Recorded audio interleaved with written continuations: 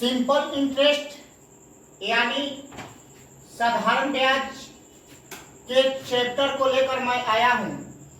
इस चैप्टर में दोस्तों क्या कहना है, बहुत सारे लड़कों लोग को डर लगता है, लेकिन अगर मेरा बात आप मानिएगा तो इस चैप्टर को छोड़िए, जहां से क्वेश्चन इस चैप्टर से देगा पूरा के पूरा आप धुआं धुआं कर दीजिएगा, बशर्ते कि मेरा बात पर ध्यान देना। तो चलिए बिना देरी करते हुए मैं साधारण ब्याज की तरफ चल रहा हूं। तो देखो भाई, आओ भाई, कभी कभी हम भोजपुरी में भी प्रयोग करम, भोजपुरी भाषा का भी प्रयोग करम, कैसे कि हम भोजपुर के रहे वाला बनी। हमारा नाम कमलेश्वर है। तो आइए, कभी हिंदी कभी भोजपुरी कभी दोनों मिक्सिंग करके हम पढ़ाएंगे। लेकिन हाँ, आपको साधारण ब्याज के क्वेश्चन बनाना है तो आप मेरा पूरा वीडियो लाइन बाय लाइन अच्छा से देखिएगा। इसके बाद देखने के बाद आप जरूर कमेंट कीजिएगा कि मेरा वीडियो कैसा रहा। तो चलिए आइए, साधारण ब्याज यानी सिंपल इंटरेस्ट, साधारण ब्याज यानी सिंपल इंटरेस्ट। साधारण ब्याज के केस में प्रत्येक साल ब्याज मूलधन पर मिलता है, जिसके कारण ब्याज प्रत्येक साल बराबर बराबर होता है। इसका कहने का अर्थ यह है कि साधारण ब्याज पर जो ब्याज मिलेगा वो मूलधन पर मिलेगा और प्रत्येक साल ब्याज बराबर बराबर होगा। माने कहने का अर्थ है, अगर मान लीजिए हम मानते हैं P, जिसको प्रिंसिपल बोला जाता है, P यानी जिसको प्रिंसिपल बोला जाता है, यानी जिसको हिंदी में मूलधन कहा जाता है। अगर मूलधन मान लेते हैं हम 4,000 रुपया, मूलधन मान लेते हैं 4,000 रुपया। अगर इस पर ब्याज की बात करते हैं यानी दर की बात करते हैं, अगर R मान लीजिए 10%, तो आपको प्रत्येक साल ब्याज देना होगा कितना, यानी आपको प्रत्येक साल ब्याज देना होगा कितना। तो आप कह सकते हैं कि सर 4,000 का 10%, 4,000 का 10% यानी 10101010, यानी 400 रुपया। कहने का अर्थ है दोस्त कि 400 रुपया पहलो साल दीजिएगा, 400 रुपया दूसरा साल भी दीजिएगा, 400 रुपया तीसरा साल भी दीजिएगा। इस तरह आप लगातार उतना ही ब्याज देंगे। तो यही कहने का अर्थ है कि प्रत्येक साल ब्याज बराबर बराबर लगेगा। तो चलिए आइए, हम आ रहे हैं, थोड़ा सा आगे बढ़ रहे हैं, तो थोड़ा सुनिए इधर। आ रहे हैं हम, थोड़ा सा आगे बढ़ रहे हैं। इसके बाद हम आप लोग को सब बात बताते हैं, इसके बाद हम आपको सब बात बताते हैं।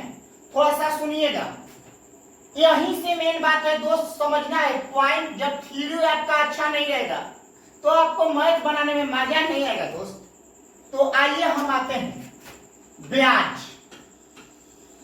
ब्याज सुनिए, ब्याज होता है एक ही, ब्याज होता है एक ही, लेकिन इसको लिख सकते हैं हम दो तरह से। ब्याज होता है एक ही, लेकिन इसको हम लोग लिख सकते हैं दो तरह से। एक को कहेंगे रुपया वाला ब्याज, एक को बोलेंगे रुपया वाला ब्याज, और एक को बोलेंगे परसेंट ब्याज। सुनिए, पहला को बोलेंगे रुपया वाला ब्याज और दूसरा को बोलेंगे परसेंट ब्याज। पुनः बताना चाहूंगा मैं, देखिए ब्याज होता है एक ही, लेकिन इसको लिख सकते हैं दो तरह से। पहला रुपया वाला ब्याज और दूसरा परसेंट ब्याज, दूसरा परसेंट ब्याज। सुनिए मेरा बात, जो हम पहले बताए थे आप लोग को कि साधारण ब्याज के केस में प्रत्येक साल ब्याज बराबर बराबर मिलता है, उस बात को हम क्लियर कर रहे हैं। अगर मान लीजिए P दे देले है, मूलधन दे देले है, P दे देले है 1000 रुपया, P दे देले है 1000 रुपया और R दिया है आपका 10%, R दिया है 10%, R मतलब यही परसेंट ब्याज दिया है 10%, R मतलब परसेंट ब्याज दिया है 10%। तो सुनिए, अगर मान लीजिए तो हमको निकालना है क्या, तो हम बताए हैं कि प्रत्येक साल ब्याज मूलधन पर जो मिलेगा वो बराबर बराबर मिलेगा। तो P 1000 भाई साहब, P 1000 है, R 10% है, तो आप कह सकते हैं कि सर 1000 का 10% यानी आपका यहां से यहां 1 0 से 1 0 खत्म, 1 0 से 1 0 खत्म, यानी आपका 100 रुपया हुआ। ये जो 100 रुपया है ना, ये जो 100 रुपया है ना, ये रुपया वाला ब्याज है जी, ये रुपया वाला ब्याज है। यानी कहने का अर्थ है, मेरा बात एक समझिएगा, यहाँ एकदम इसको मैं क्लियर करना चाहता हूं। देखिए, अगर मान लीजिए आप कि पहला साल का ब्याज, फर्स्ट साल का ब्याज, फर्स्ट साल का ब्याज, सेकेंड साल का ब्याज, इसी तरह आप कह सकते हैं थर्ड साल का ब्याज। सुनिए, यानी आपका मूलधन था 1000 और R था परसेंट ब्याज 10%। तो आप कह सकते हैं सर एक काम कीजिए ना, आप यहां से इसको बताए हैं, तो यहां से आप करिए ना, इस बात को क्लियर कीजिए ना जी। तो सुनिए दोस्त, यहां से आप परसेंट ब्याज R लिए थे 10%, R लिए थे 10%, तो पहला साल का 10%, तो 1000 का 10% आप लिए तो रुपया वाला ब्याज आपका 100 रुपया लगा। तो आप ये भी बात कह सकते थे कि पहला साल 100 रुपया, तो सर दूसरा साल भी 100 रुपया। बात क्लियर है आप लोग? पुनः आप कह सकते हैं सर जानते हैं तीसरा साल भी 100 रुपया, तीसरा साल भी 100 रुपया। इसी तरह आप कह सकते हैं सर आगे बढ़ाइए ना, चौथा साल भी हो जाएगा 100 रुपया, चौथा साल भी 100 रुपया। जो ये है रुपया वाला ब्याज है वो है परसेंट ब्याज। यहाँ भी पहला साल 10%, तो दूसरा साल दोस्त 10%, तीसरा साल भी दोस्त 10%, चौथा साल भी दोस्त 10%। यानी कहने का अर्थ है कि जो रुपया वाला ब्याज आपका आया, जो रुपया वाला ब्याज आपका आया, यहाँ पर हुआ कितना, जो रुपया वाला ब्याज आया, जो रुपया वाला ब्याज आया, यहाँ पर हुआ कितना 400 रुपया। लेकिन जो परसेंट ब्याज आया, कुल परसेंट ब्याज कितना 40%। यानी इस बात को ध्यान दीजिएगा, यानी दर जो कहेगा टोटल 40% कितना साल में, तो आप कहिएगा सर 4 साल में, 4 साल में 40%, 4 साल में रुपया वाला ब्याज कितना 400 रुपया। अगर मेरा बात सुनिए, ये तीनों का कहानी होता है, यहां से क्वेश्चन देता है। देखिए पुनः बोल रहे हैं, इस बात को आप लोग गौर से सुनिएगा, यहां से क्वेश्चन देता है और लड़का लोग फंसता है। अगर कह देगा रुपया वाला ब्याज, यानी क्वेश्चन में आपका दे रहे कि ब्याज हटाना, उसी को समझिएगा कि रुपया वाला ब्याज। सुनिए, अगर यहां से परसेंट ब्याज आप निकाल लिए और आप रुपया वाला ब्याज दे रहे हैं, तो कहेगा क्वेश्चन क्या कहेगा, क्वेश्चन कहेगा, सुनिए मेरा बात यहां से थोड़ा सा मैं आगे बढ़ता हूं, थोड़ा सा जिसको स्क्रीनशॉट लेना है ले सकते हैं। थोड़ा सा मैं आगे बढ़ता हूं, या इस साइड आइए ना, इस साइड थोड़ा सा हम ध्यान देते हैं, आपको यहां से क्लियर करते हैं, थोड़ा सा ध्यान दीजिएगा। आप सब यहां से बहुत सारा क्वेश्चन पूछता है आपसे, यहां से बहुत सारा क्वेश्चन पूछता है आपसे।